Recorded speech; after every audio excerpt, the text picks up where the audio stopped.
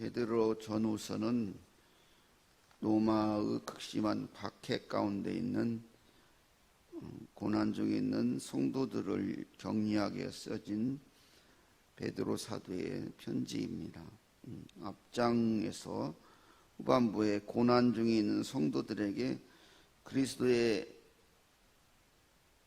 본받아 고난을 이기기를 격려한 베드로는 이어지는 오늘 본문을 통해서 고난을 잘 이길 것을 격려하면서 또한 고난이 주는 유익에 대해서 말하고 있습니다.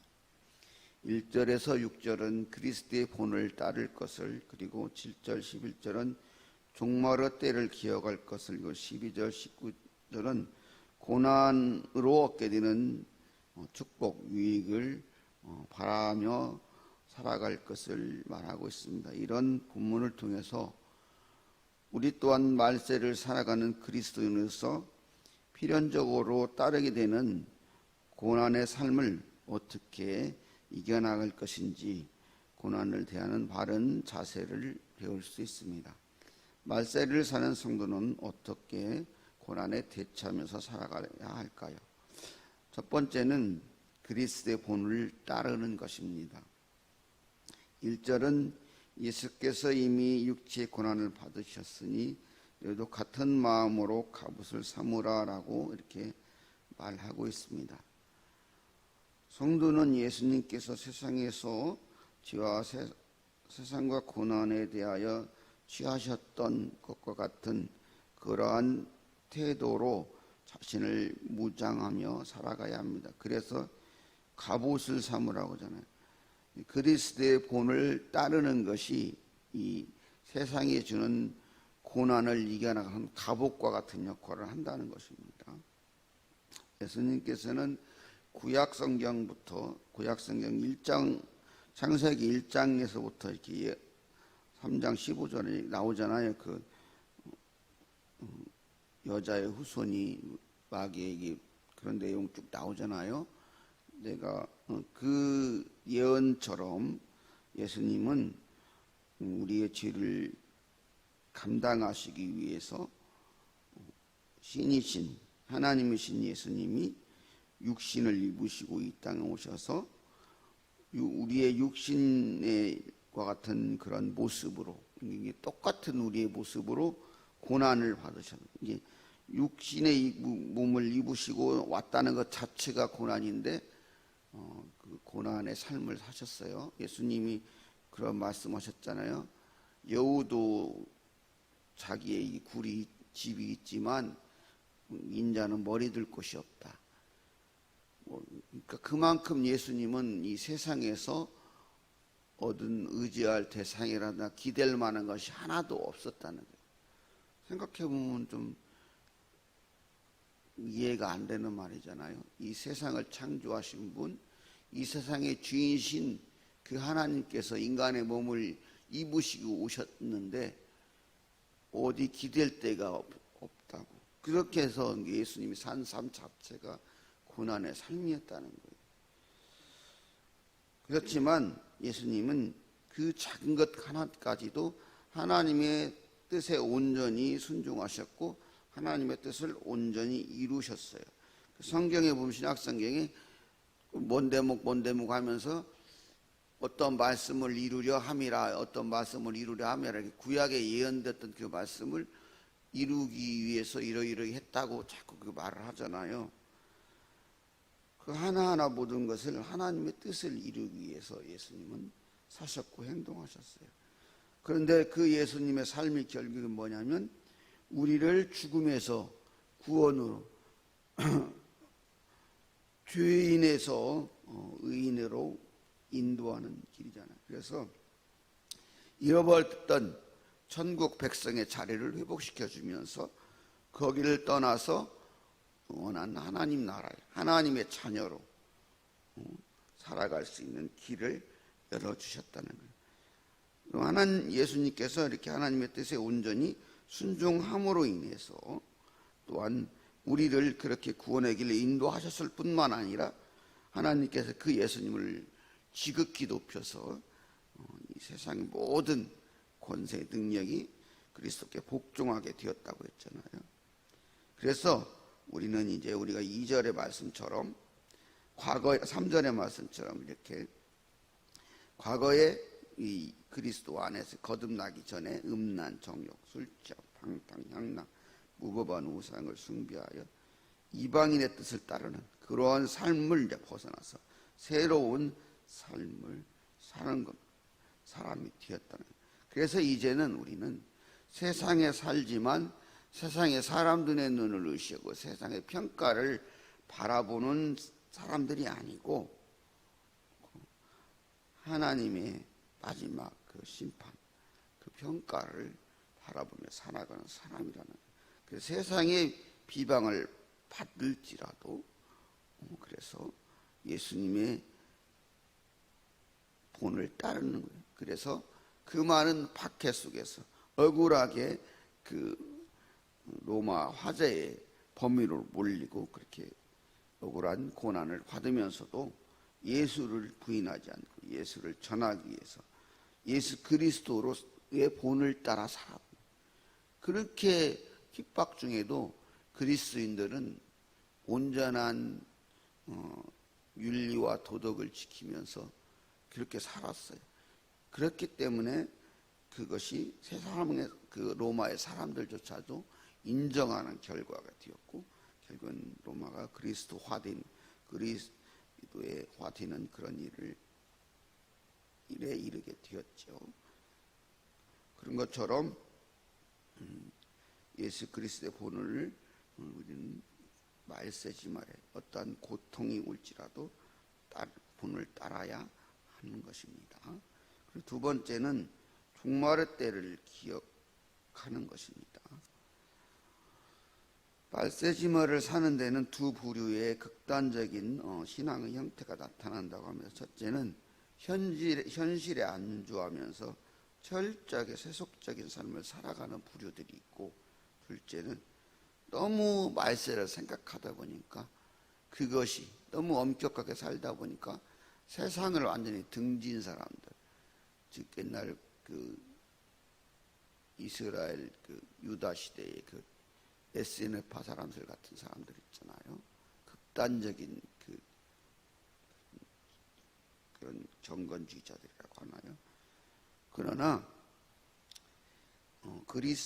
예수의 본을 따른 사람, 그리스도인들은 극단적인 방탕주의자도 아니고 극단적인 이런 경건주의자도 아니에요. 그 세상에 살지만 그리스도인으로 살아야 되는 사람들, 어쩌면 이렇게 그 불교가 이렇게 절에 이렇게 쭉 세상에서 딱 속세를 떠난다고 하잖아요. 그렇게 사는 삶이 더 쉬울 수가 있어요. 어떻게 보면 이렇게 수도원 같은데 착 처박혀가지고 이렇게 살아가는 삶이 어려운 면도 있지만 어떻게 보면 세상적으로 살아가지 않을 수 있는 쉬운 길일 수도 있지만, 그리스도인은 그런 삶이 아니고 세상에 살면서도 세상에 속하지 않은 자로, 그리스도께 속한 자로 살아간다는 것이 쉽지 않은 문제라는 거예요. 그래서 그렇게 살아가려면 종말의 때를 매일 인식하면서 살아가는 우리의 인식 속에서 우리에게는 그 심판의 때 종말이 있다는 걸 기억하기 때문에 어떻게 보면 삶의 가치, 우리들이 있는 가치관을 천국에 둘 수 있다는 거예요. 그렇기 때문에 세상에 살지만 세상에 속한 자가 아닌 그리스도께 속한 자로 살아갈 수 있다. 그래서 이런 성도들은 삶은 어떻게 살았는가가 쭉 이어지겠는데 7절부터 11절까지 얘기를 하는데요. 7절은 정신을 차리고 근신하여 깨어있으라고 했어요. 여기를 요약하면 온전한 마음으로 온전한 기도를 이렇게 드리는 삶을 살으라는 거예요. 그런 얘기를 하는 거예요. 왜냐하면 악한 마귀는 우리의 그 작은 방심의 틈을 누리고 있기 때문에, 우는 사자처럼 삼키려고 그 작은 틈을 누리고 있기 때문에 그렇다는 거예요. 그리고 온전한 마음으로 늘 기도하는 삶을 살아야 된다는 거예요. 그리고 뜨겁게 사랑을 하고잖아요. 뜨겁게. 그냥 대충 사랑하는 게 아니고 뜨겁게 열성을 다해서 성실하게 진심으로 지속적으로 사랑하라는, 사랑만이 우리의 하나님의 사랑이 우리를 죄를 덮어준 것처럼 사랑이 모든 것을 덮어줄 수 있기 때문에 그러는 겁니다. 그 사랑만이 세상을 변화시킬 수 있는 거예요. 진정한 사랑이 세상을 살립니다. 그리고 서로 9절은 대적하고 이를 원망 없이 할 것을 말하고 있잖아요. 이 사랑하는 사람들은, 진정한 사랑의 사람은 구체적으로 이런 삶의 자세로 살아가야 되는 것을 말하고 있습니다. 10절은 은사대로 선한 청지기와 같이 서로 봉사할 것을 말하고 있어요. 각각의 다른 은사가 있잖아요. 세상은 이렇게 각각의 주어진 재능을 서로 나누면서 사는 거예요. 그렇기 때문에 어쩌보면 세상에도 빈부귀천, 높고 낮음이 없어야 맞는 거예요. 왜냐하면 내가 아무리 지위가 높아도 누가 빵을 만들어주지 않고 옷을 이렇게 만들어주지 않고 집을 만들어주지 않고 내가 먹을 음식을 공급해주지 않으면 내가 아무리 돈이 많고 지위가 높아도 살아갈 수가 없는 거예요. 그렇기 때문에 하찮게 여기는 사람들조차도 세상에 필요치 않은 사람은 없는 거기 때문에 서로 존중해야 되는 게 맞는 거예요. 더군다나 예수 그리스도 안에 말세를 살아가는 성도들은 더더욱 그러야 되는 거예요. 그래서 교회 안에 차별과 다툼이 생긴다는 것은 상상할 수 없는 일인 것이지요. 그러나 우리 실제 모습은 그렇지 않잖아요. 그래서 교회 안에 모든 사람이 주어진 은사가 하나가 되어질 때 온전한 교회가 될 수 있는 거예요. 그래서 내가 아무리 작은 그 역할을 하는 사람이라 할지라도 그것이 교회는 꼭 필요하기 때문에 자존감을 가질 수 있는 것이면서 동시에 모든 사람을 존중해야 되는 이유가 되는 거예요. 그런데 참 안타깝게도 교회 안에서도 그렇지 않은 모습들이 어느 교회를 떠나서 있는 것들을 보면은 참으로 오늘 말씀을 깊이 생각해 볼 필요가 있는 거예요. 그렇게 하지 않으면 안 된다는 거예요. 하나님의 일을 위해서는 다르게 말하면. 그래서 11절은 뭐라고 하냐면 이 모든 일을 할 때 하나님이 공급하는 힘으로 하라. 왜냐면 하나님이 주신 힘으로, 하나님이 주신 지혜로, 하나님의 뜻대로 행할 때 하나님의 일이 되는 거예요. 그런데 우리들이 흔히 착각하기 쉬운 거 뭐냐면 거창한 일을 많이 했는데 그게 내 자랑이 되고 내 일이 되어버리면 문제가 됩니다. 그래서 큰 교회를 만드는 사람들이 우리나라의 대형 교회들 중에 문제가 있는 교회들이 있잖아요. 이단이라고 결론은 안 났는데도 이단 비슷한 교회들이 있고 이단으로 판명된 교회들도 있고 한때는 그렇게 잘 나가고 큰 교회를 이루었는데 하나님의 뜻대로 하지 않았기 때문에. 그러나 교회는 아무리 작은 것, 아무리 큰 일을 하더라도 하나님의 뜻대로 하나님의 주신 힘으로 해야 하나님의 일이 되는 거예요.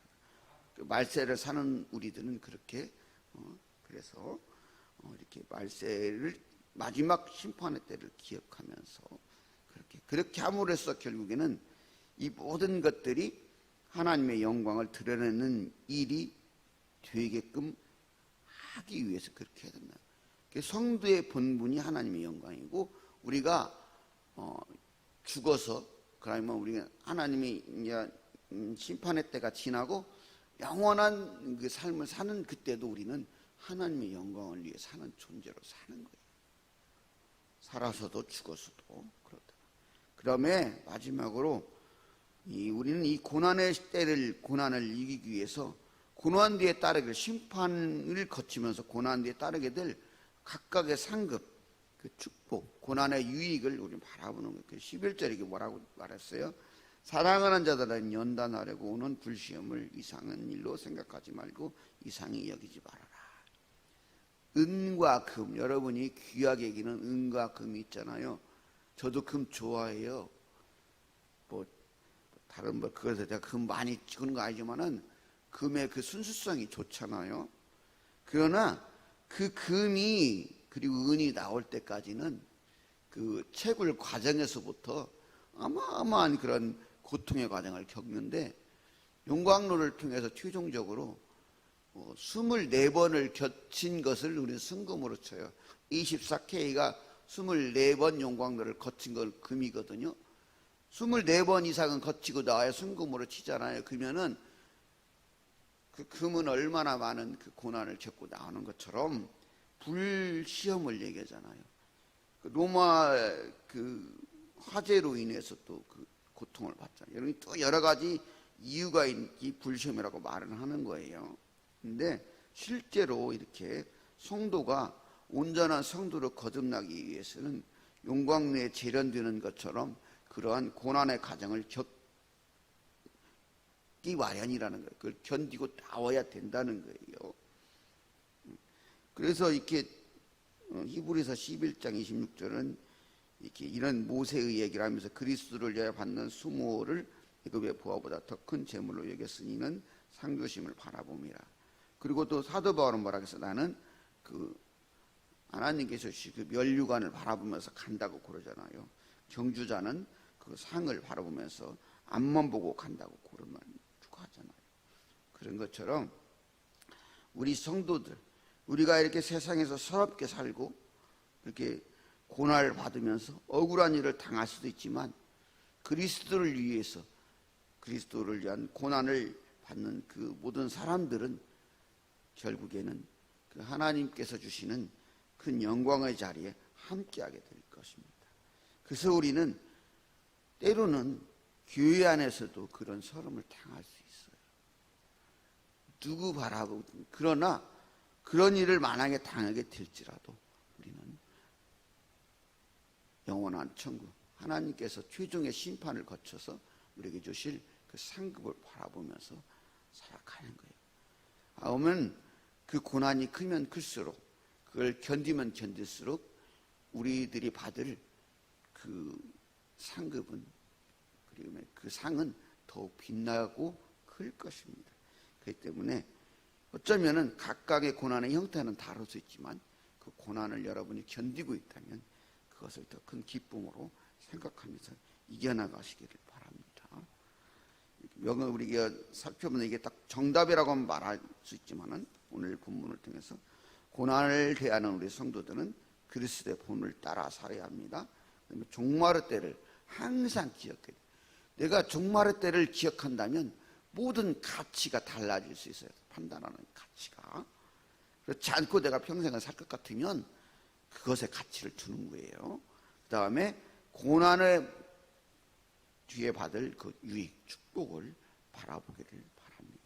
그렇게 살아감으로써 그 영원한 천국의 백성으로서, 또 그 은혜를 누리면서 그 백성으로서 이 세상을 살아가는 복된 봉사교와 성도님들 되시기를 소망합니다.